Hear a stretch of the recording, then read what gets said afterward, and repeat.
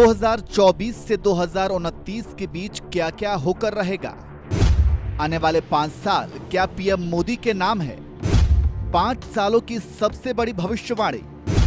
मथुरा काशी के सजने की बारी कब आएगी?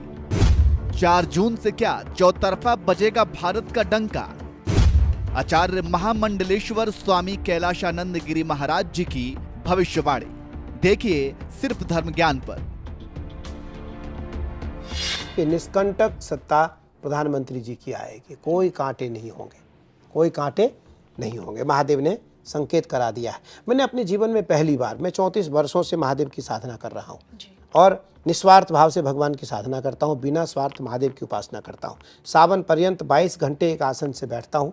34 वर्षों से, ये 35वां वर्ष है इस वर्ष, और महादेव की साधना करता हूँ। मैं केवल महादेव का भाव आया, मैं जाकर काशी विश्वनाथ जी में हमने अभिषेक किया और महादेव ने संकेत दिया कि तुम्हारी इच्छा पूर्ण हो जाएगी। तो प्रधानमंत्री जी 400 पार आए, 300 पार आए। प्रधानमंत्री जी नरेंद्र मोदी जी देश के तीसरी बार प्रधानमंत्री बनेंगे, इसको लेकर हमने अभिषेक किया और महादेव ने वह संकेत दिया कि प्रधानमंत्री तीसरी बार देश के प्रधानमंत्री बनेंगे। देखिए, पीएम मोदी जी के तीसरे कार्यकाल की तस्वीर में आप भारत को कितना बदलते हुए देखना चाहते हैं, उसमें मैं आपसे जानना चाहूँगी। जो अयोध्या के बाद मथुरा काशी के बारे में भी आप जो बोल चुके हैं कि काशी में चल रहा है और मथुरा की बारी अब आने वाली है, तो तीसरे कार्यकाल में हम समझ जाएं। देखो, तीसरे काल में हम अभी जब नेपाल थे, नेपाल में हमें एक राज अतिथि के रूप में बुलाया और पूरे नेपाल देश का हमने भ्रमण किया। लगभग नेपाल के आधे देशों का हमने भ्रमण किया। नेपाल के कई बड़े सारे अधिकारी, जो देश लेवल के अधिकारी हैं, वो हमारे साथ थे 6, 7, 8 दिन। वहाँ के जो सांसद हैं वो मेरे साथ थे। वहाँ के जो राष्ट्रपति हैं उनके साथ मेरी बहुत बृहद चर्चा हुई। वहाँ के अन्य जो प्रतिनिधि मंडल हैं उनके साथ मेरी चर्चा हुई। नेपाल देश के जो बड़े उद्योगपति हैं उनके साथ मेरी चर्चा हुई। सब लोगों के मुख से मैंने एक ही बात सुना कि नरेंद्र मोदी जैसा कोई प्रधानमंत्री दुनिया में नहीं है जी। नरेंद्र मोदी जैसा कोई राजनेता इस समय दुनिया में नहीं है। दुनिया की बात, पूरी दुनिया में नहीं, पूरे विश्व में नहीं है। मुझे लगता है कि प्रधानमंत्री जी का जो कार्यकाल पीछे बीता, उसमें आप जो विकास का क्षेत्र अगर देखना चाहें तो वो भी बहुत बड़ा हुआ। उसमें बहुत सारे कार्य हैं। धार्मिक जो कार्य हैं उसकी तो कोई क्षमता ही नहीं है, उसकी कोई तुलना नहीं, उसका कोई वर्णन नहीं है।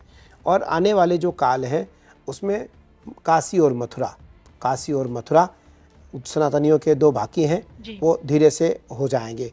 और मेरा भाव है कि हम उसे लड़ाई झगड़ा करके नहीं लेंगे, कोर्ट हमें देगा, क्योंकि वो मेरा है, मेरा था, मेरा है, मेरा रहेगा। केवल फर्क इतना है कि उसकी पैरवी करने वाला कोई व्यक्ति मजबूत नहीं था जो कोर्ट में पैरवी कर सके, कोर्ट में पैरवी कर सके। आज देखो, हम यहाँ जितने भी सनातनी बैठे हैं वो सब के सब सनातनी हैं, सनातन धर्म को चाहने वाले। आज मथुरा कृष्ण जन्मभूमि के सेक्रेटरी हमारे भाई कपिल शर्मा जी मेरे बिल्कुल भाई हैं, मेरे शिष्य तो हैं, मेरे भाई भी हैं। 20-25 वर्षों से मेरा संबंध है, मेरे साथ बैठे हैं। कहीं लड़ाई करके कोई भी हिंदू किसी चीज़ को नहीं लेता है।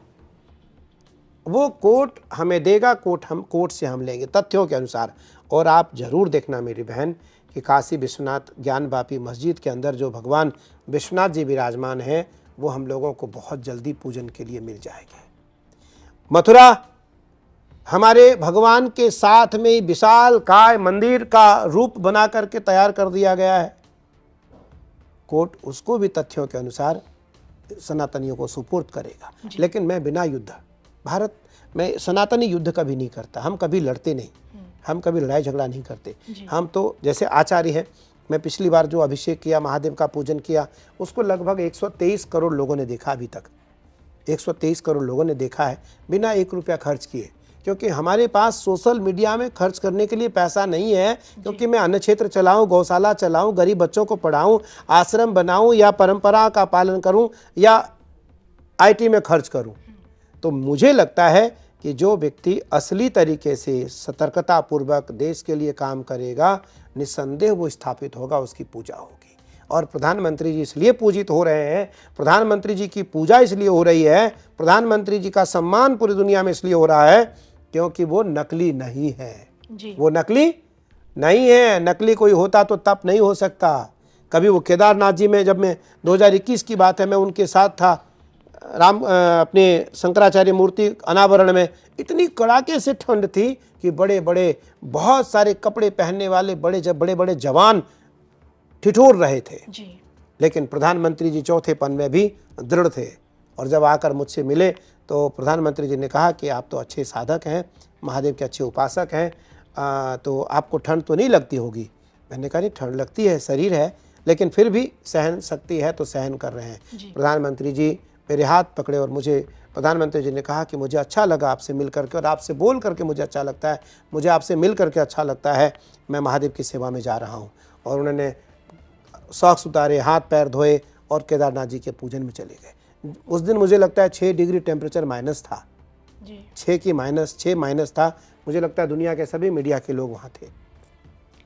मुझे लगता है कि ये कार्य संभव तभी कर सकता है कोई जब ईश्वरीय कृपा हो, ईश्वरीय कृपा हो। और जब प्रधानमंत्री जी के नज़दीक कोई व्यक्ति रहता है, कोई जाता है, तो उसका एहसास, अभी हम लोग कुछ देर पहले कपिल जी, हम सभी लोग बात कर रहे थे कि जब उनके नज़दीक जाएंगे, उनको स्पर्श करेंगे, वो जब हमें स्पर्श करते हैं, हम जब उनके साथ कुछ देर हाथ पकड़ करके खड़े रहते हैं, तो हमें एक पॉजिटिव ऑरा महसूस होता है कि नहीं, एक सात्विक व्यक्ति है, एक तामसी नहीं सात्विक है, राजसी नहीं योगी है, देवी शक्ति की देवीय शक्ति की अनुभूति होती है। और वो तभी कोई अनुभव कर सकता है जब आगे वाला भी कोई देवीय अनुभूति करने वाला व्यक्ति होगा।